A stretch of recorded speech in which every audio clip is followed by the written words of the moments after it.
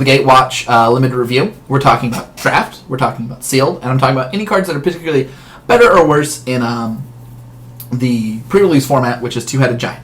Now, before we go on to green, green was very, very bad in Battle for Zendikar. That is a known fact. Whether you say it was unplayable or just almost unplayable, either way. But, and this is very important, we will be playing with 2 packs of Oath of the Gatewatch. So if green is good in Oath of the Gatewatch, it is fine throughout. And the second part to this is one of the reasons green was so bad in the last set was that some of its decks didn't come into fruition. The 5-color deck particularly. We have the lands, we'll be covering them later, to support at common and uncommon to support a 5-color deck. So green, I think, is a playable color. I think you should draft green in this set. This is not Battle for Zendikar. When you go to your draft tables, green is a real color. It's not a 4-color set. In fact, it's a 6-color set, and we'll talk about that when we get to colors a little bit more. But we're going to start off assuming green is playable, and that green has been healed by Oath of the Gatewatch, and I will continue to draft that way until I see otherwise, which I don't think is the case. All right, let's start with Birthing Hulk. Some beef. 6 green Eldrazi Drone Devoid for 5/4. When it enters the battlefield, you get 2 1/1 colors Eldrazi Scions that sacrifice for land mana, and you can pay 1 in the colors to regenerate it. So 7 for 7 power and 6 toughness. And regeneration sounds pretty good, but the fact that it's spread over these bodies makes it a little tricky. We're going to see a lot of support in green, which kind of gives more credence to the multiple bodies again. So it kind of wavers back and forth as, do I want to pay 7 mana for a 5/4 with regeneration and 2 1/1 bodies? And I think the answer is usually yes. I think this card is a C+.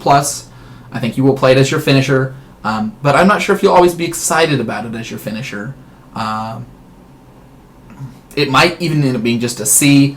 I'm going to start it out at C+, just because a regenerating threat, especially one in the colors of support, can be quite potent.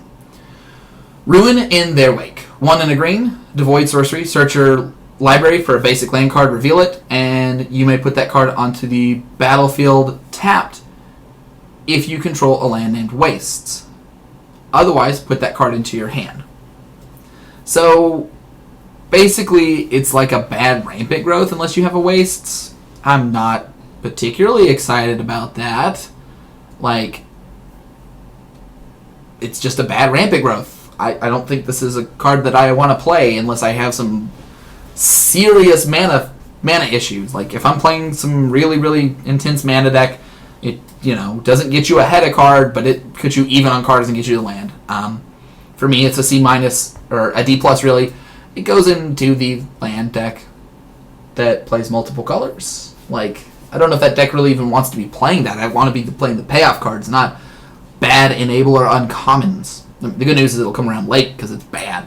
The art on it is super cool, though. That is actually Ulamog and Kozilek, and you can see how they kind of move, and it shapes things differently, So, Scion Summoner. This is the kind of cards that's making me think that green is good again, by the way.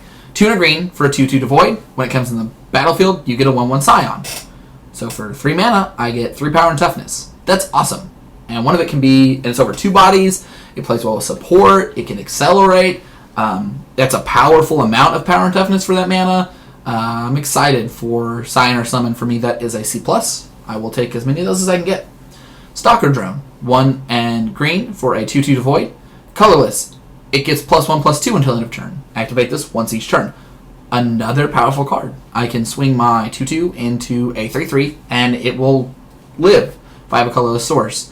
And the interesting thing about Stalker Drone as well, let's say I play turn 2 Stalker Drone into turn 3 Scion Summoner, and my opponent played a 3/3. Just have a 3/3. If I attack my Stalker Drone into their 3/3, I wouldn't take that block, because they're going to sacrifice a Scion. They're going to trade a Scion for my 3/3. So even if I don't have permanent sources of colorless mana, an ability like this is very, very potentially strong.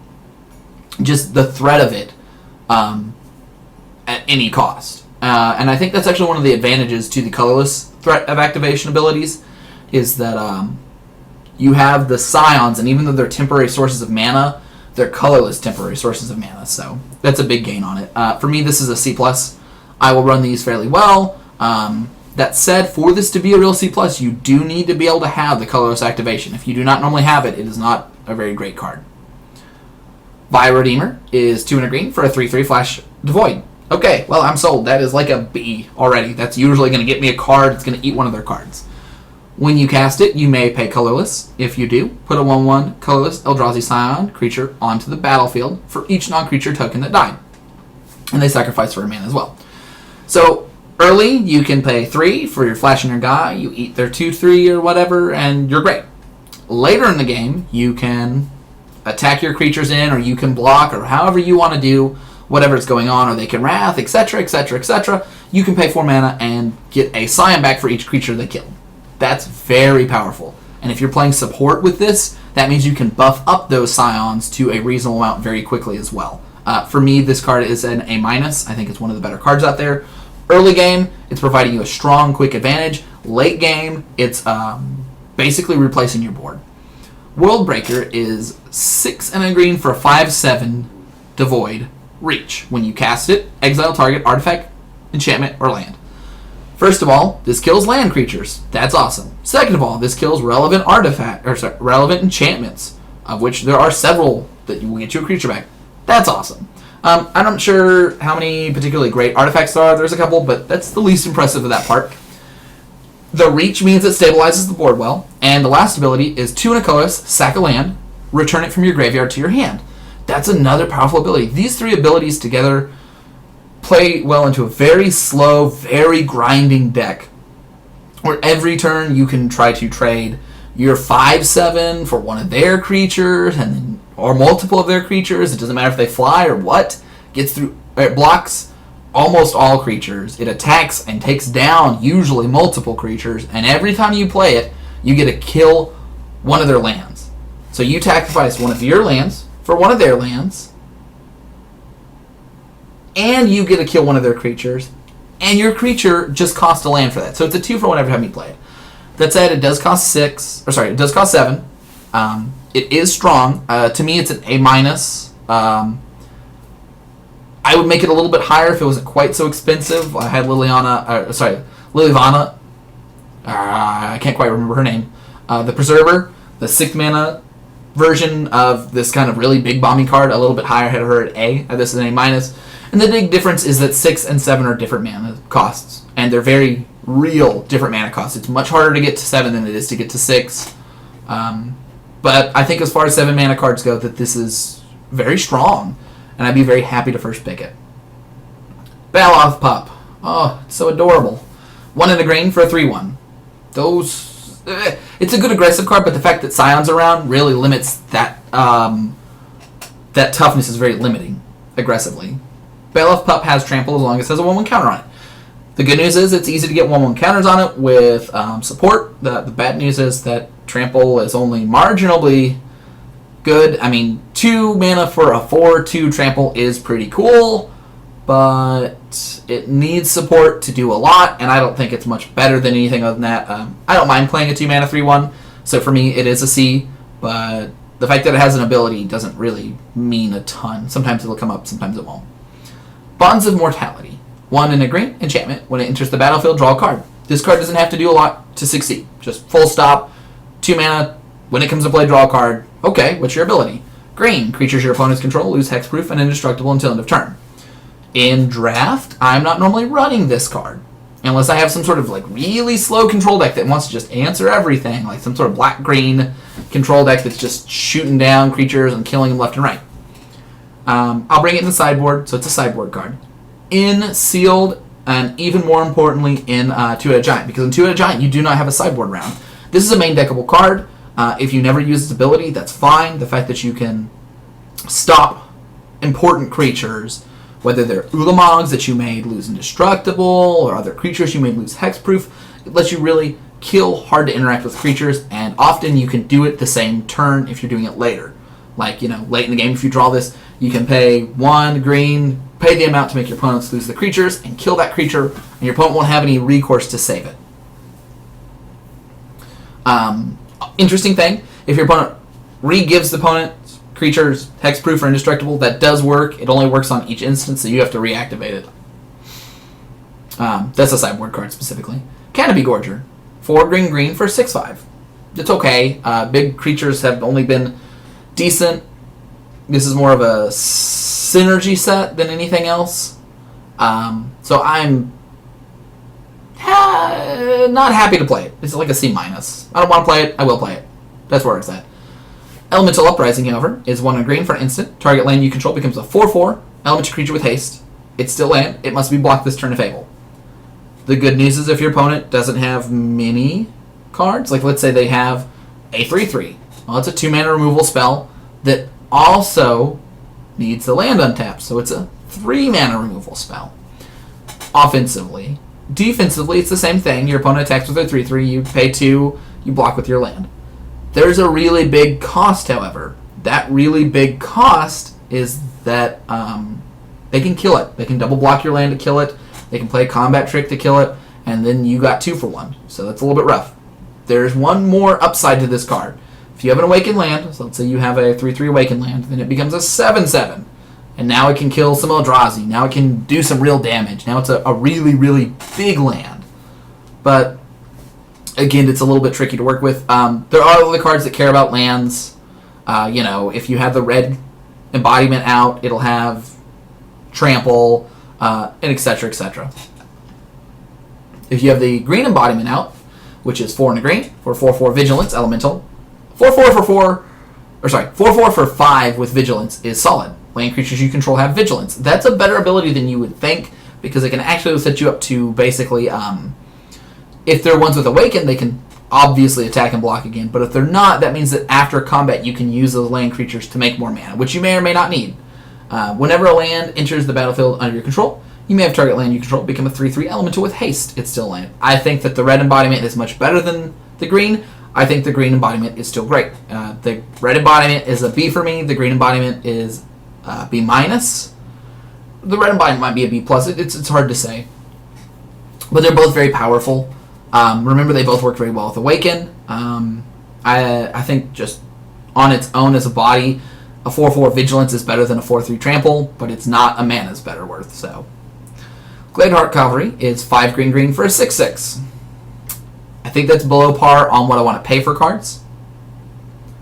The good news is, whenever Gladeheart Cavalry enters the battlefield, support 6. So this is pushing support. You probably won't have 6 other creatures when you play this. This is basically support your whole team, which I think most games is going to be between 2 and 5. Like 5 is great. If you have 5 creatures on the board, either the board is stalled or you're about to just kill them. Whenever a creature you control with a 1/1 counter on it dies, you gain 2 life. This is a great card in a stalled game. If you're going to build a lot of creatures, if the game's going to slow down, if it's going to grind to a halt, Gladeheart Cavalry is exactly the card you want. You can drop it, support, swing out. Some of your creatures die, you gain the life that when they swing back, you can swing in and win the game. You've also got a 6/6 to block with.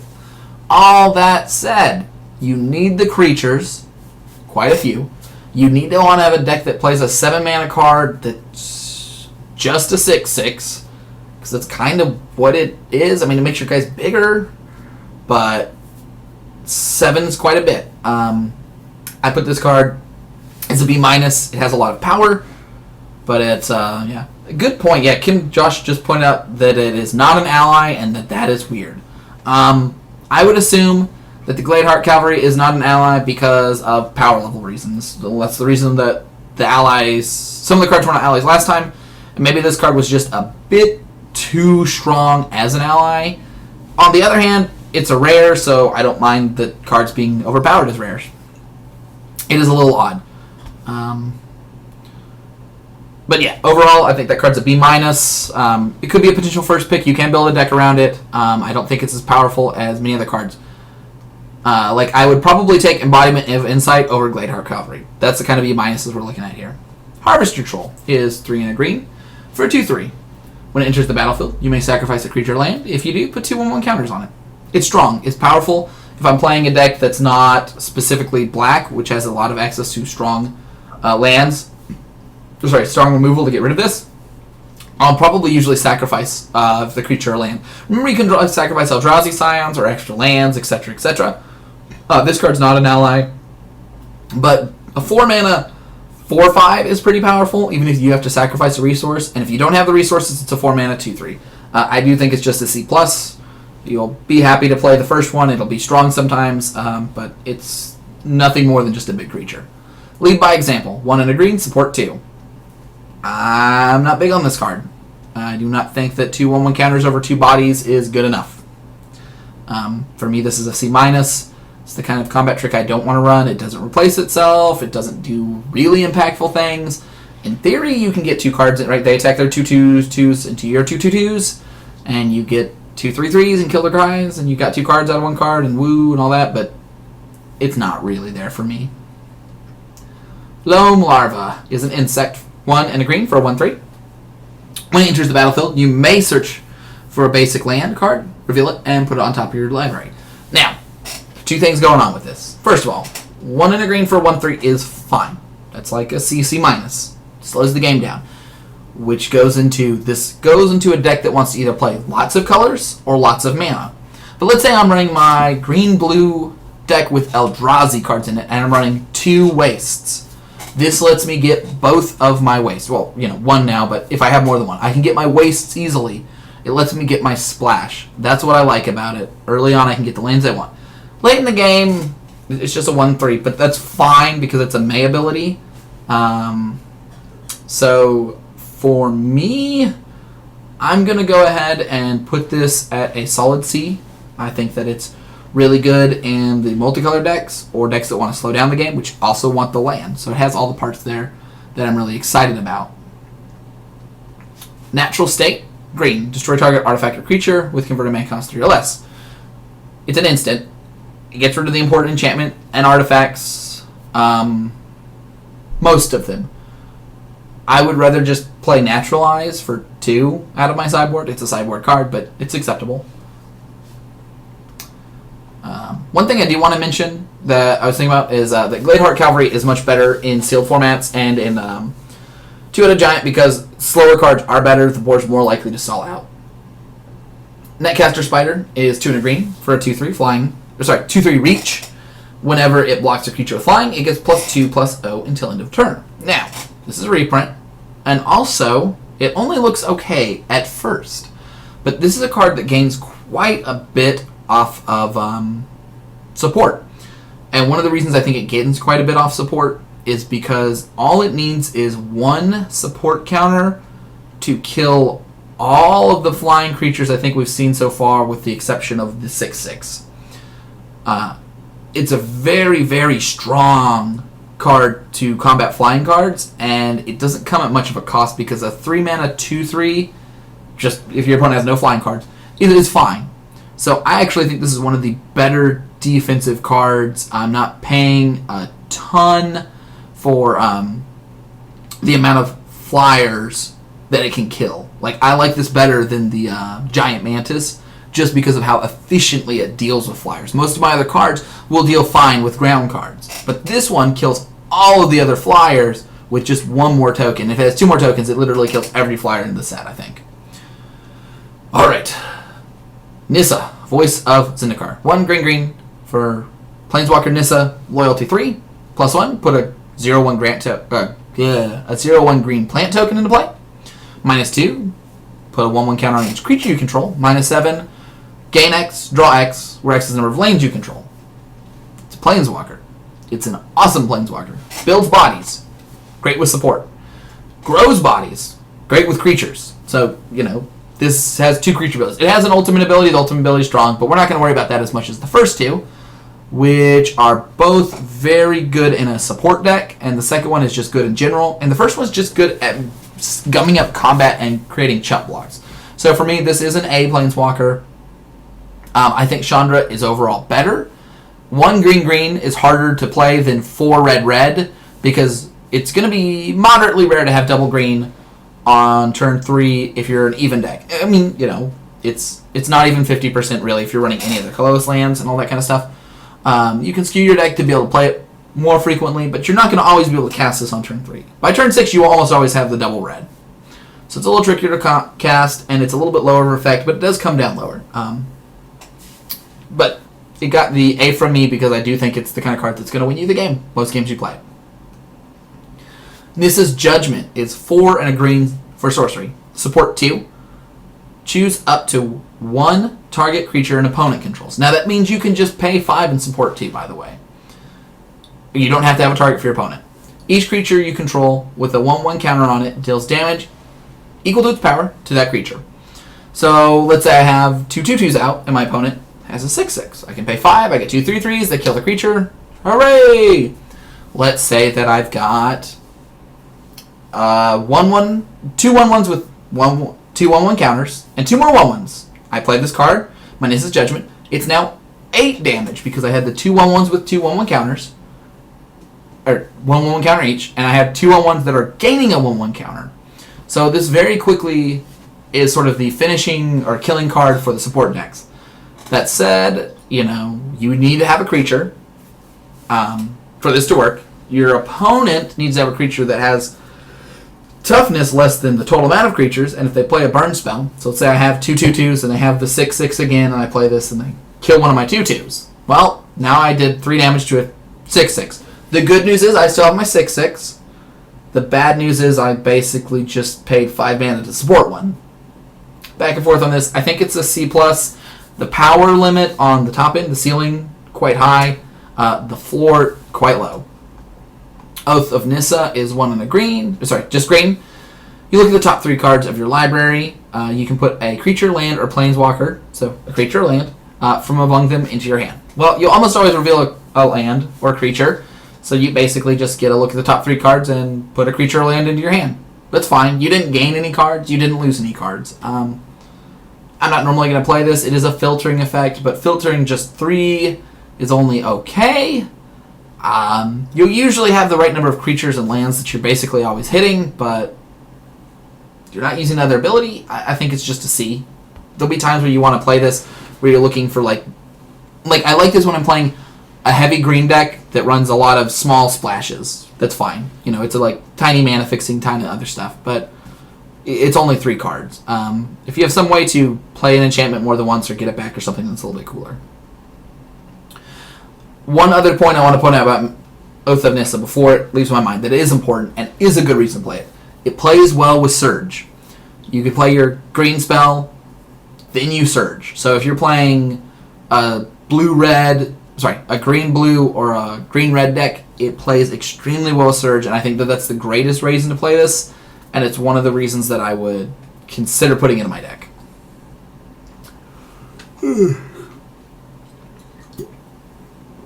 Pulse of Marasa. 2 and a green. Instant. Return target creature or land card from a graveyard to its owner's hand. You gain 6 life. Now, this card is good in Sealed, and this card is very good in Two-Headed Giant. But in Draft, it's a little clunky. It's a card I'm more likely to bring up from my sideboard for the life gain. Like turn 2, I play a blocker. I block my opponent's creatures. Turn 3, I play Pulse of Marasa, get my creature back, and then the 6 life is usually offsetting. I'm actually gaining net life, and that's fine. Or you play it later. Hopefully you're not playing it on turn 3, but it's kind of gaining you that life, and that's mattering a little bit more. But usually I'm not excited to play Pulse of Marasa. So for me, it's more of a sideboard card than anything else. Saddleback Lagak. 3 and a green for a 3/1 lizard. 3 and a green for a 3/1 lizard is not great. And it's starting out as not great is, I think, the problem. Now, when it enters the battlefield, you do support 2. So if you have the support cards with it, you are essentially getting 5 power and 3 toughness for 4 mana. I think the problem is, though, that 5 power and 3 toughness is not spectacular with the Lagak, and it doesn't really have enough aggressive abilities to make me super excited about it. For me, it's a C-. It is another support card, and if you're playing a lot of support cards, it'll usually be a 4/2 or a 5/3 if it's not immediately trading with something else. And the fact that you can play your card and trade up for one of their 4 mana cards while you've gotten the 1/1 counters is kind of what it's aiming at, but I still don't think it adds up to more than just a C-. Unlike the Seed Guardian, which is 2 and a green, or 2 green green, 2 green for the Seed Guardian, 3/4 elemental reach. That card is fine. That card is good. Like 2 green, 3/4 reach is C+. When it dies, put an XX green elemental creature token onto the battlefield where X is the number of creature cards in your graveyard. If you play this early, you're ahead of the curve because you have a 3/4 and they don't have a 3/4. They have 4 mana cards. 3/4. We have a 2 black 3/4 mythic card. There's not many cards that are rumbling with the Seed Guardian. But it really shines late. Let's say that it's really late in the game. It's been a grindy game. You have 3, 4, maybe 5 creatures in your graveyard. Seed Guardian dies. You have a 5/5. That's an awesome 2-for-1. For me, this card is a solid B. If you play it early, you're maybe not going to get a creature. It'll be a 1/1, whatever. Doesn't matter. It's fine. It's great because the rate is so good. Later on, you're very likely to have many creatures, anywhere between 3 and 5, and now you're getting a great deal. You're getting multiple relevant bodies. Sylvan Advocate. 1 green for a Vigilance, 2/3 Elf Druid Ally. 1 green, 2/3 Vigilance Ally. That's good enough. There we go. Like, that card is a C+. As long as you control 6 or more lands, Sylvan Advocate, and lands you control get +2/+2. So I get a 2 mana 2/3, ahead of the curve. Solid. With Vigilance.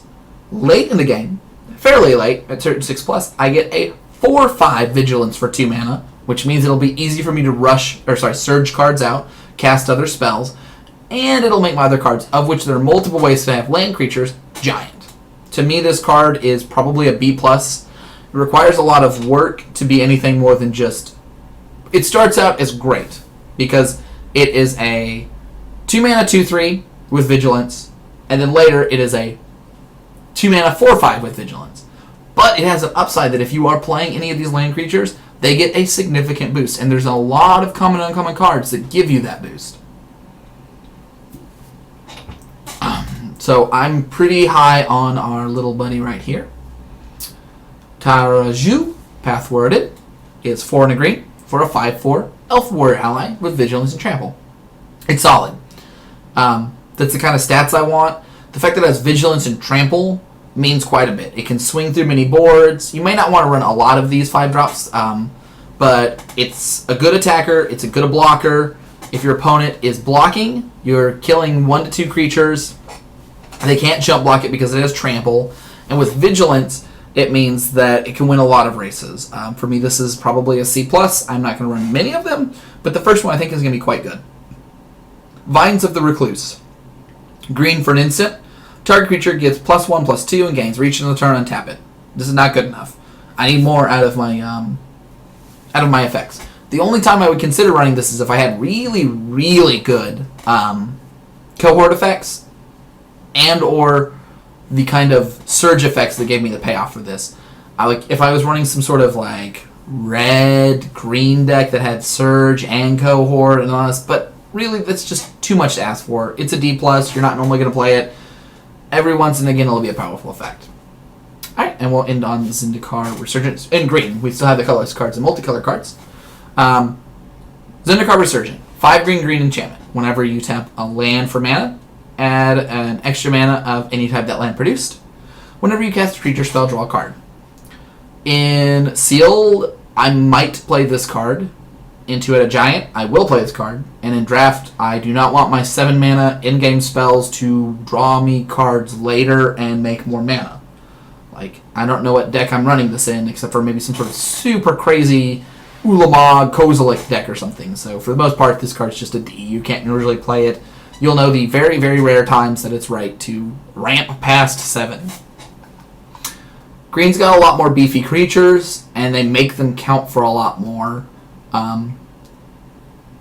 It's a little bit unfortunate that support is only really good in white, but green has more creatures for white. So I think that white-green support is the best support duo, but I think that support is supported in black to a small extent with the creatures that you can support upon, and red to a small extent with some of the support cards, and also a lot of the cards benefit from it well. I don't think blue is too particularly excited about support, but that's not really a creature combat color.